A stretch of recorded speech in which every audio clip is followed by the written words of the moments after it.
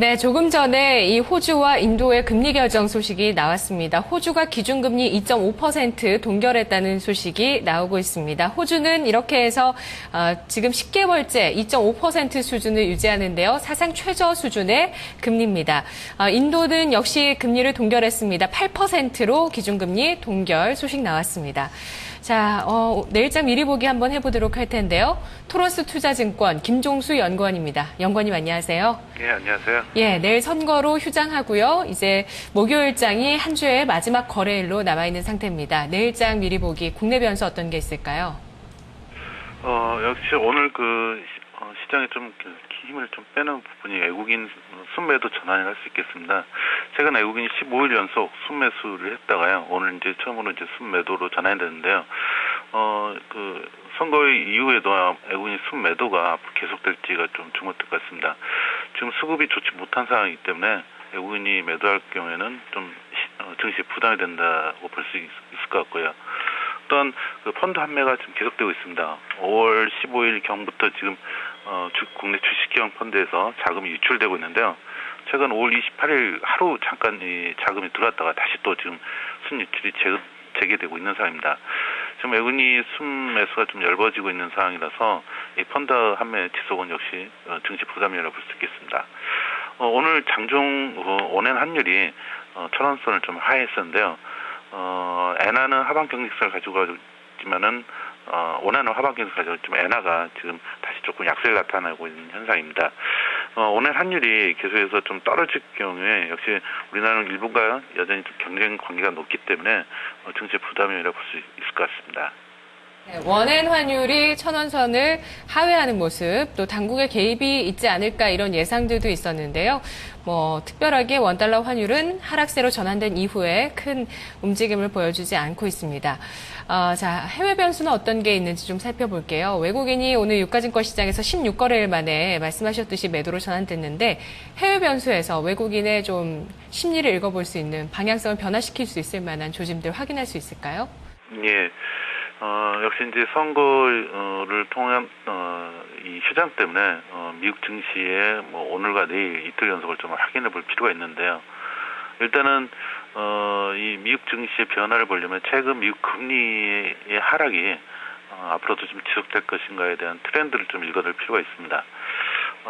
최근 미국 금리가 5월 28일 날 2.44%를 기록한 이후로 지금 3일 연속 상승을 하고 있거든요.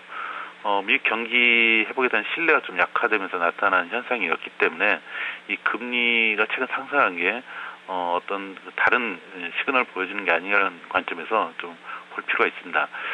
일단은 어제 같은 경우에는 중국과 미국의 어떤 제조업 지수에 대한 긍정적인 평가로 인해서 미국 금리가 좀 더 좀 많이 상승을 했는데요. 미국 금리 상승이 지속될 경우에는 물론 이제 중장기적으로 미국 증시에 좀 긍정적인 영향을 미칠 것입니다. 경기가 이제 강하다는 의미가 되기 때문인데요. 그러나 단기적으로 또 이 미국 금리가 상승하면서 이 테이퍼링 말 금융 불안으로 좀 재개될 수도 있습니다. 그래서 이런 점에서는 단기적으로 좀 부정적인 영향을 좀 줄 수 있는 요인이고요. 그다음에 미국 경제 이런 흐름들을 보여줄 것은 역시 이제 미국 경제 지표 어떤 모습을 보여줄 거냐라고 볼 수 있는데요. 일단은 휴일 동안에 볼 수 있는 것은 5월 ADP 민간 고용이라든가 5월 ISM 서비스 업 지수, 자동차 판매 등을 볼 수 있습니다. 지금 시장 컨센서스 전반적으로 좀 양호한 흐름을 보일 거라고 좀 예상을 하고 있는데요.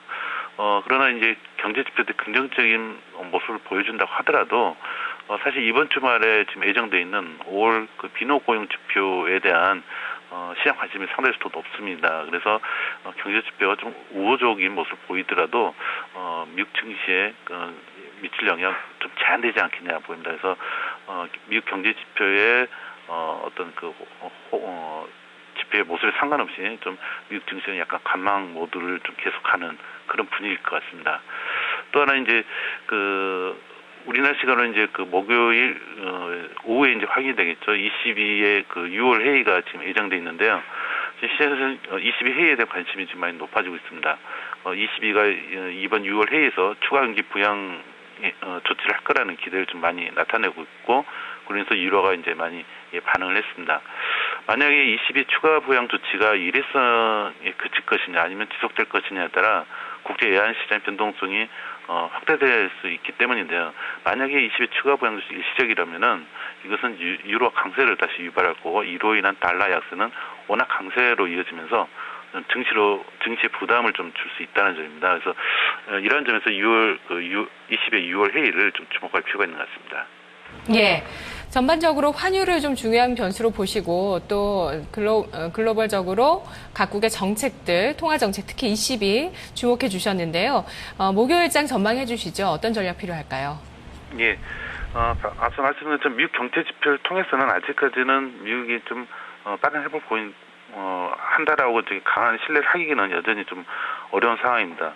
앞서 말씀드린 것처럼 미국 증시는 여전히 상승 누적에 대한 부담이 있고 또 채권은 또 그 금리가 좀 많이 떨어졌다는 또 부담이 있습니다. 그래서 미국 금융시장 여전히 좀 방향성을 잡아내기가 역시 좀 어려운 상황이라고 볼 수가 있을 것 같고요.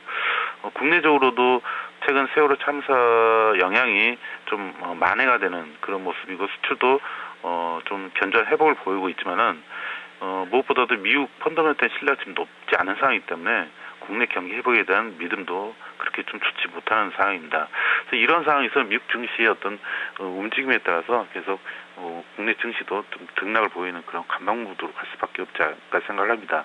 무엇보다도 단기적으로 봤을 때는 22의 어떤 회의 이후에 국제 외환 시장의 변화에 따라서 국내 증시도 좀 영향을 받을 수 있다는 점에서 단기 위주의 매매가 여전히 계속 좀 불가피한 그런 상황 아닌가 보입니다. 예, 알겠습니다. 말씀 잘 들었습니다. 예, 감사합니다. 예, 자. 글로벌 자금 시장의 동향이 한 가지 방향성을 가르치지 않고 있다는 부분을 조금 부담이 되고 있다는 얘기를 해주고 있는데요. 단기적인 매매를 권하고 있습니다. 환율과 22의 통화정책 회의 그리고 또 미국 국채금리의 방향성에 대해서 중요한 지표로 보고 있습니다. 내일장 미리 보기였습니다.